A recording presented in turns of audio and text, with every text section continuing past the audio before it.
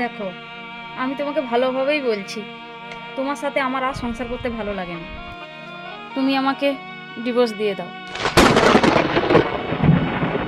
সুস্মিতা, কথাগুলো তুমি ভেবেচিন্তে বলছো তো? আমি ভেবেই কথাগুলো বলছি। আমি না হাঁপিয়ে উঠেছি তোমার সাথে সংসার করতে করতে। দয়া করে দয়া করে এবার তুমি আমাকে মুক্তি দাও তুমি আমাকে। মুক্তি চাও তো? মুক্তি চাও তো? বেশ, আমি তোমাকে ডিভোর্স দিয়ে দেবো। কোনো অসুবিধা নেই, কোনো অসুবিধা নেই। আমি তোমাকে ডিভোর্স দিয়ে দেবো। তাই দাও, আমি আমার মাকে ফোন করে দেবো ডিভোর্স পেপার আনতে। সুস্মিতা, শুধু আমার একটা আফসোস রয়ে গেল। আমার যখন চাকরি ছিল তখন কত তুমি আমাকে ভালোবাসতে। কোম্পানি ডাউনের কারণে আমার যেই চাকরিটা চলে গেল, 1 মাস না হতে হতে তুমি আমাকে ছেড়ে চলে যাচ্ছ। আফসোস, আফসোস রয়ে গেল সুস্মিতা।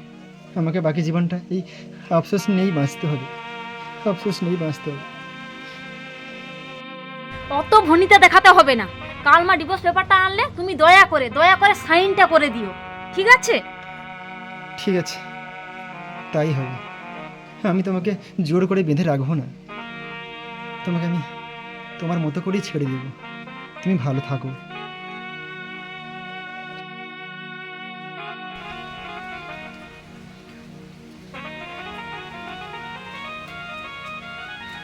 কই রে সুস্মিতা, কোথায় গেলি রে মা?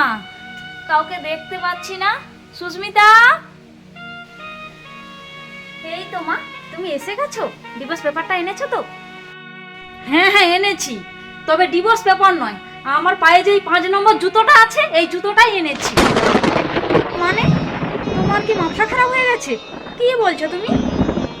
এতদিন তো বেশ জামাইয়ের প্রশংসায় পঞ্চমত ছিলিস, আর যেই তোর চাকরিটা চলে গেল 1 মাস না হতে হতে ডিভোর্স পর্যন্ত পৌঁছে গেলি।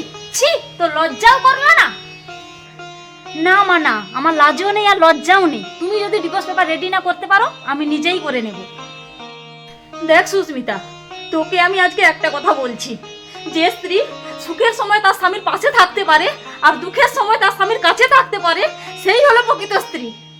তুই আমার মেয়ে হতে পারছিস ঠিকই, কিন্তু একজন ভালো স্বামীর স্ত্রী হতে পারিসনি।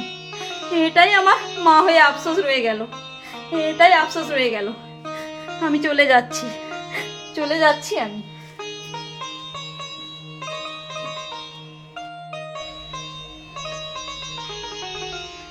আমি কি তাহলে ভুল করছি? সত্যি কি আমি তাহলে ভুল করছি?